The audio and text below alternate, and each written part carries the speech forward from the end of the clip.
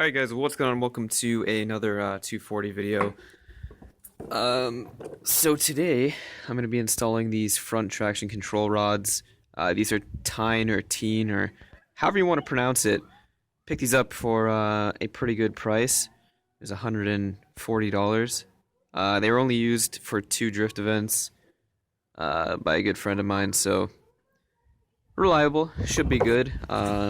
Step forward to getting my car handling properly. And another thing I purchased the other day are these spacers here. 1.5-inch spacers. I'll throw a picture of what the car looks like with them on. The only problem is I don't have lug nuts to fit them, and also my fenders need to be rolled in order to fit them, because like that pushes the wheel out very far. So hopefully I'll have that going in the next little while. When I get new lug nuts, then I'll just roll my fenders. And I'm gonna get these on today, so I'll get back to you when I jack my car up. So I got my wheel off. I can't see anything on my phone just because of how bright the sun is right now. But anyway, this is your stock traction control rod here. There's I think this is 19mm. I can't remember, it might be 17. Let's just go ahead and it's 17mm. Okay, cool. I haven't gone that far along yet though. So basically here's one of the bolts. I can't see anything. And like the rod goes out to here onto your lower control arm. For the stock arm, they're like actually bolted onto the actual arm, the little studs. But if you come on the bottom here, I don't know how well you can see this since I can't see my screen, I'm sorry. 2 17mm bolts holding this on. There's one here and one right here. So you're just going to undo those. Just take an impact socket, impact gun, and hit them, and they come off very easily. This is the first one I took off. And I'm going to go ahead and do the second one real quick.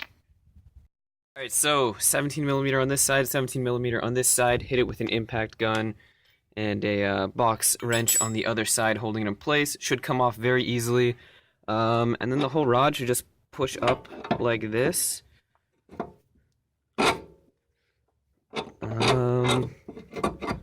I'm just gonna like sort of twist it out of the way there. Pull it down, and there's your stock traction control rod. Now I'm gonna just quickly show you the difference between these two. I can actually see my phone. Wow. Okay. So here's the Tein one, or Tein.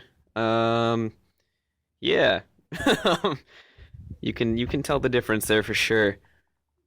Just based on looking at it. This is like a rubber bushing in here, whereas this is a solid metal one.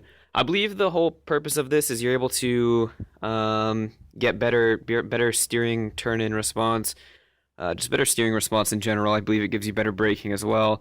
And obviously the option to adjust caster, I believe it is, which is always nice. Should make for a nice alignment once I get everything else finished up and extend my lower control arms. So yeah, now you're just gonna slide these in place. On the Tein ones here, these studs are the same size as these studs, and it looks like they're actually molded into the rod itself again, which is very helpful. I won't have to like hold on top with a different box end wrench as well, so that'll be easier for installing this.